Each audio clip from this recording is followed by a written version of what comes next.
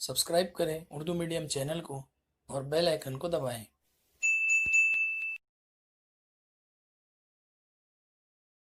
आज के इस लेक्चर में मैं आपको बताऊंगा एक इंग्लिश का ग्रामर, एक्सक्लामेटरी सेंटेंसेस। ये ग्रामर हम लोग आज करेंगे। इसके कुछ रूल्स है जो मैंने यहाँ पर लिखे हुए हैं, बिल्कुल सिंपल रूल्स है। पहले हम ये समझ लेते हैं। सबसे पहले तो है कि एक्सक्लामेटरी सेंटेंस होता क्या है। An exclamatory sentences conveys strong emotion और एक्साइटमेंट। ये स्ट्रॉन्ग इमोशन और एक्साइटमेंट को जाहिर करता है सेंटेंस के अंदर। दूसरा, अगर आपको सेंटेंस में वेरी या एक्सट्रीमली नजर आए तो आप उसको हटाकर हाउ लिखेंगे, और अगर अ या फिर अवेरी नजर आए तो आप उसको हटाकर वाटर। और ये दोनों जो है वो एक्सक्लामेटरी सेंटेंस बनाते वक्त सेंटेंस के शुरुआत में या स्टार्टिंग में लिखना है। दूसरी बात, if any of the mention words are not given then write how. अगर any of the mention words यानी वेरी, एक्सट्रीमली, अ या अवेरी सेंटेंस में लिखा ही नहीं है तो फिर कंफ्यूज नहीं होंगे, फिर हम लोग हाउ से सेंटेंस की शुरुआत करेंगे। लगभग मैंने यहाँ 10 एग्जांपल्स लिखे हैं जिसमें वेरी वाले, अवेरी वाले, हाउ वाले, एक्सट्रीमली वाले सारे ही कवर करने की मैंने कोशिश की है। आइए हम लोग बिना टाइम वेस्ट किए इसको सॉल्व करते हैं। सबसे पहला है ही रन्स वेरी फास्ट। तो इसके अंदर हम लोग देखिए सबसे पहले क्या लिखा हुआ है, एक वर्ड है वेरी। तो वेरी लिखा है तो हम स्टार्टिंग में लिख देंगे हाउ। तो हमने लिख दिया हाउ। उसके बाद क्या करना है, जिस वर्ड को हमने देखा उसके बाद का पूरा हिस्सा जो कुछ भी होगा वो हमें लिखना है। तो हम लिखेंगे फास्ट। उसके बाद जो बचा वो क्या बचा, ही रन्स, तो ही रन्स। और उसके बाद फिर हम लगा देंगे हमारा एक्सक्लामेशन मार्क। इस तरह ये हो जाएगा कंप्लीट। दूसरा देखिए, दूसरा है the food was very delicious. इसमें भी वेरी लिखा हुआ है यहाँ पर, इसलिए हम लिखेंगे हाउ। तो हम सेंटेंस के स्टार्टिंग में लिखेंगे हाउ। उसके बाद हमने वेरी के बाद का पूरा हिस्सा कॉपी करना है। उसके बाद है डिलीशियस, तो हमने लिख दिया डिलीशियस। फिर जो बचा वो क्या बचा, द फूड वॉज, तो द फूड वॉज। और फिर हम लगा देंगे हमारा एक्सक्लामेशन मार्क। इस तरह ये सेंटेंस कंप्लीट हुआ।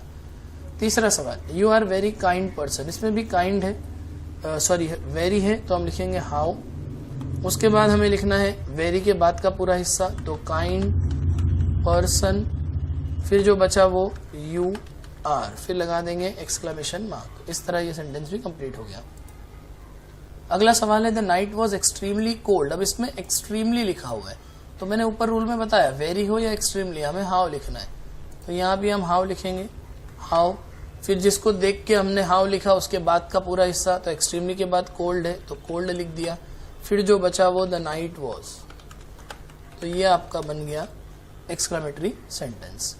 अगला, दैट प्लेस वॉज स्कैरी। अगर इस सवाल में आप ध्यान देंगे तो आपको ना ही वेरी दिखेगा, ना ही एक्सट्रीमली दिखेगा, ना ही अ दिखेगा, ना ही अवेरी। तो ये इस टाइप का हो गया कि if any of the mention words are not given then write how. तो हम लोग सबसे पहले लिख देंगे हाउ। अब ऊपर के जो हमने 4 सवाल किए उसमें तो जो वर्ड देखा था उसके बाद का हिस्सा हमने आराम से लिख दिया था। इसमें तो कोई वर्ड हमने देखा ही नहीं है, तो हम क्या करेंगे, हेल्पिंग वर्ब के बाद का पूरा हिस्सा लिख देंगे। तो फिलहाल यहाँ पे हेल्पिंग वर्ब के बाद सिर्फ स्कैरी है, तो लिखा हाउ स्कैरी। फिर जो बचा वो दैट प्लेस वॉज। तो इस तरह ये भी कंप्लीट हो गया।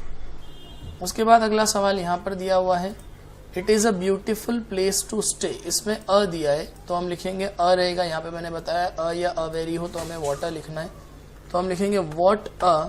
फिर अ के बाद का पूरा हिस्सा ब्यूटीफुल प्लेस टू स्टे। फिर जो बचा वो इट इज, और आखिर में लगा देंगे हम हमारा एक्सक्लामेशन मार्क। तो इस तरह ये भी कंप्लीट हो गया। अब अगला है you have a good communication skill. तो यहाँ भी अ है तो हम लिखेंगे वॉट अ।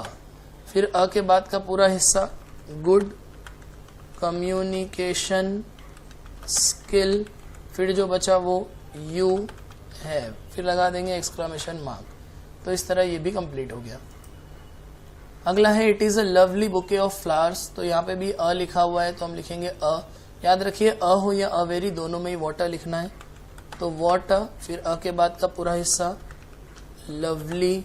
फिर लिखना है बुके ऑफ फ्लावर्स, तो बुके ऑफ फ्लावर्स और फ्लावर्स इट इज। फिर लगा देंगे हमारा एक्सक्लामेशन मार्क। अगला सवाल है he has a very good choice, तो यहाँ पे अ है तो हम लिखेंगे वॉट अ, फिर जो बचा अ के बाद का, देखिए यहाँ पे अ वेरी है तो अ वेरी पूरा हट जाएगा, फिर आएगा गुड चॉइस, तो हमें लिखना है वॉट अ गुड चॉइस, फिर जो बचा वो ही हैज़, उसके बाद एक्सक्लेमेशन मार्क। आखिर में the rose is a very beautiful flower, तो यहाँ पे भी अ वेरी है तो हम लिखेंगे वॉट अ ब्यूटीफुल फ्लावर, फिर जो बचा वो द रोज इज, और इसके बाद लगा देंगे एक्सक्लेमेशन मार्क। ये मार्क बहुत इंपॉर्टेंट है। तो इस तरह फ्रेंड्स हमने यहाँ पर 10 सवाल कंप्लीट किए, जिसमें हाउ वाला भी था, वाटर वाला भी था, और अगर इनमें से कोई हिंट्स ना दी हो तो किस तरह से हमें हाउ लिखना है वो भी मैंने कराया। बहुत ही आसान है, 1 मार्क्स के लिए आता है। उम्मीद करता हूँ आपको ये समझ में आया होगा। और भी कोई ग्रामर अगर आप सीखना चाहते हैं तो मुझे कमेंट सेक्शन में ज़रूर बताएं। वीडियो देखने के लिए थैंक यू सो मच।